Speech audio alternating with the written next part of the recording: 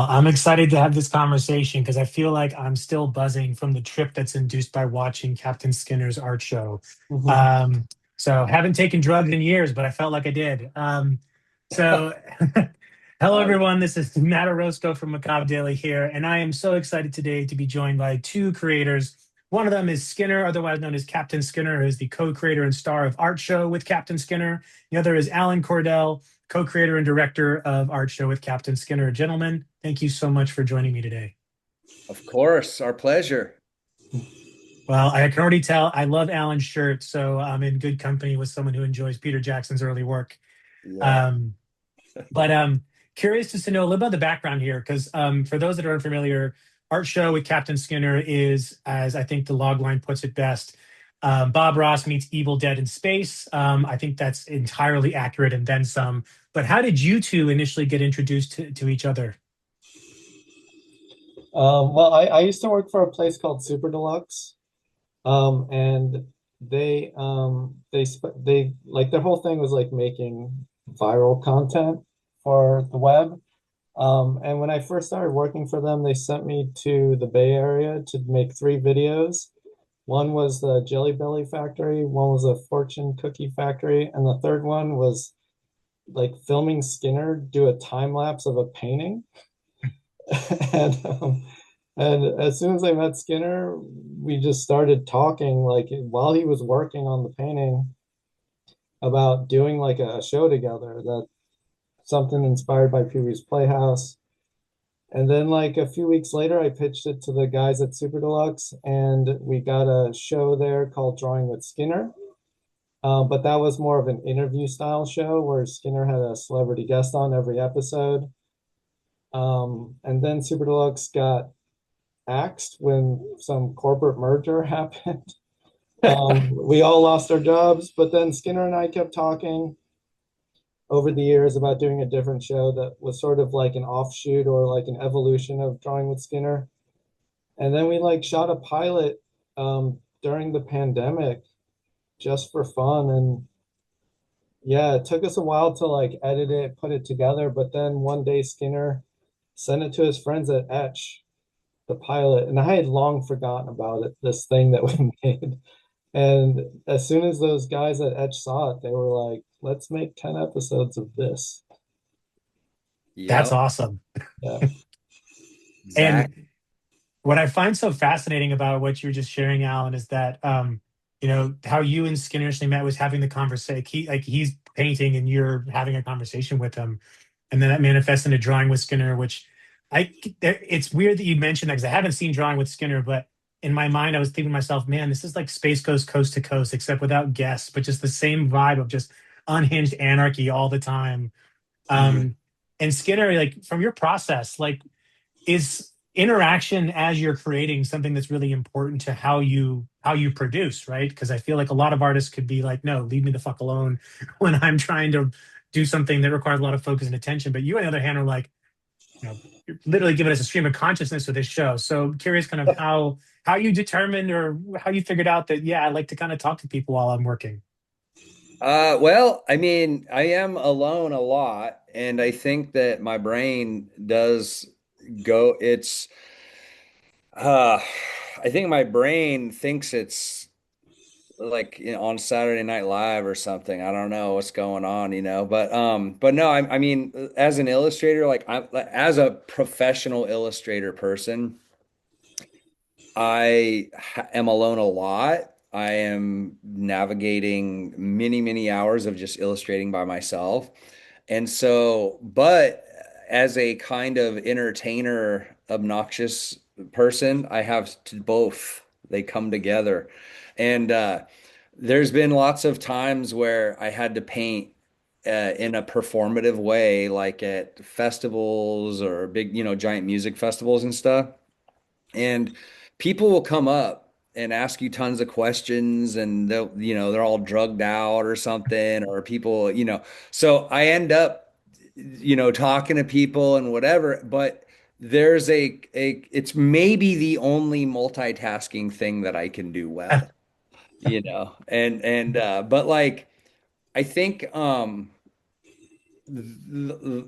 like you can train your brain to do it that way. I think a lot of Right. people struggle or whatever, but like I mean, honestly, the paintings that I'm making are not like insanely difficult. They're actually very fun for me. And inking, the black inking part is um maybe the most intuitive part for me. That's the most natural. So it lends itself well to me being able to just sort of yap or whatever, you know. But it is weird. It's a quiet room.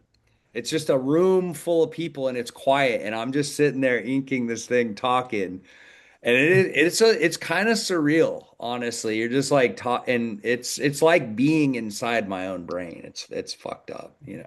Do you hear like the potential sound effects, like, oh, fart noise coming in here, you know, zap coming in at this point? But because I think there is such a, I don't think people appreciate how difficult it is to not just talk to yourself, right? But have a conversation that people can follow, that aren't just like random thoughts.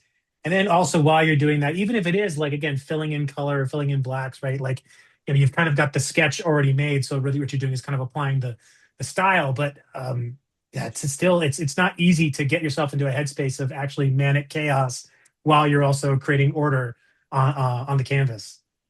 Yeah, there's definitely a pressure to get the painting done. That's for sure. And like sometimes I'm just like I will notice that time is going by and I'm kind of yapping and painting and I think, "Oh my God, this painting's not going to get done unless I shut up for a minute." You know, so I have to like tell Alan, "Dude, I got to just paint for a minute. Like I can't like it's not going fast, you know."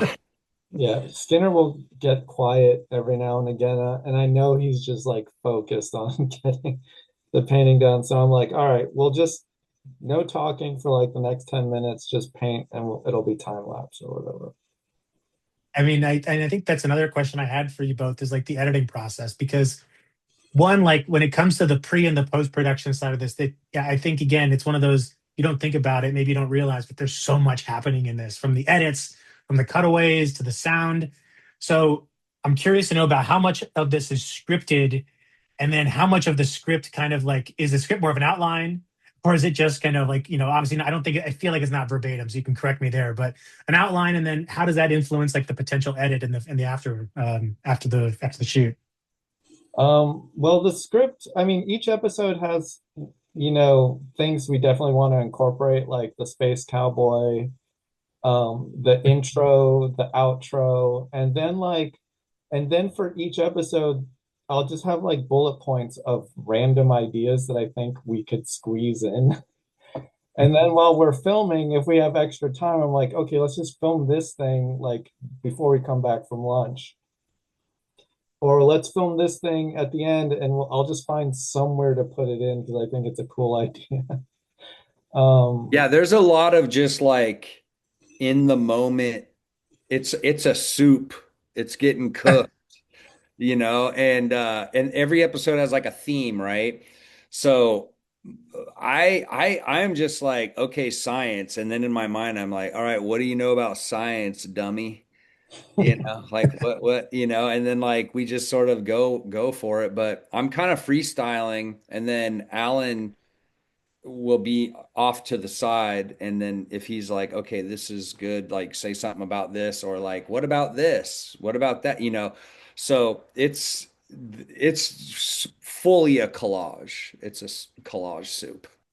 And then in the edit process, I mean, like it feels like there's, to me, it's almost like in my mind, I'm feeling like your editing software has got to just look like an absolute mess, right? Of just like all of these inserts and cutaways and effects. So how long does it take you to compile the final product of what we end up seeing, which is, you know, again, a 15 to 20 minute show, but it feels like there's so much packed into that, that, you know, feel a little tired after. He's like, oh wow, that's, my brain got a workout. yeah, no, I mean, editing it is exhausting. It's probably the most exhausting thing I've ever worked on. So like, yeah, so it's like taking 2 hours of Skinner painting and condensing it down to 15 minutes. And then once I've done that, throwing in all the like crazy zooms and like yeah, like you said, inserts and like cutaways and it's a massive amount of work.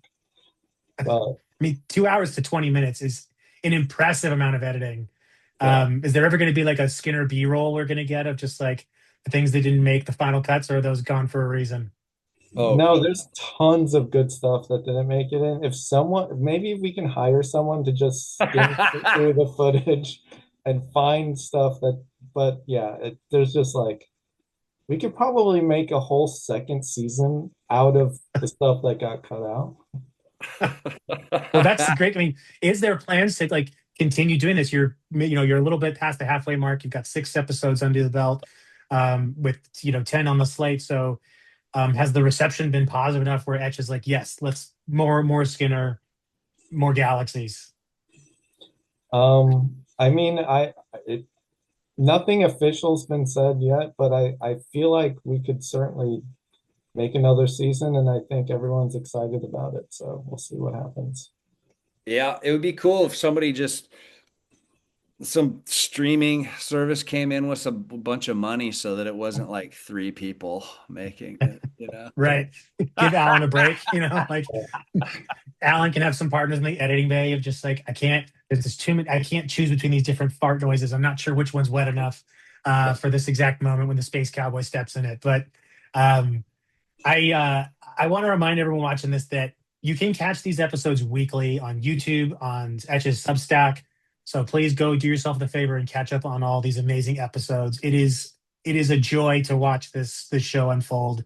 And Skinner, your personality and your artistry is unparalleled in terms of creativity. And Alan, you're an absolute genius for whatever you're doing behind the scenes to bring this all together to something that's so compact and well edited. So I wish nothing for the best for you both in the show, and I hope it continues to get more and more awareness out there. And hopefully, a streamer does pick it up and gives you a massive budget, so we can get, all the benefits of that Netflix money Yeah. on the screen and in the back end.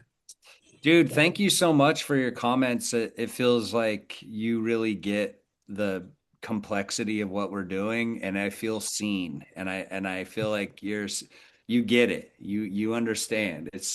There's a lot. It's a lot. It is. I mean, I think it's maybe it's age, maybe it's experience, but I think people don't take enough time to really think about how this got to where it is. And Mm, when we watch something like our show, it's just there's so much happening that it's like you can't help but be curious. Like, wow, how did someone put this together? And to learn there's three of you is just kind of even more wild. So it's an absolute amazing achievement, and I think again, this is the kind of stuff that cult classics are made of. So I hope everyone continues to watch. I'll be watching. I'll be seated every week, and looking forward to not just your all's continued work here, but anything else you're doing in the future. thank you so much, man. I appreciate you. Appreciate your Yeah, time. thank you. Uh, Thank you.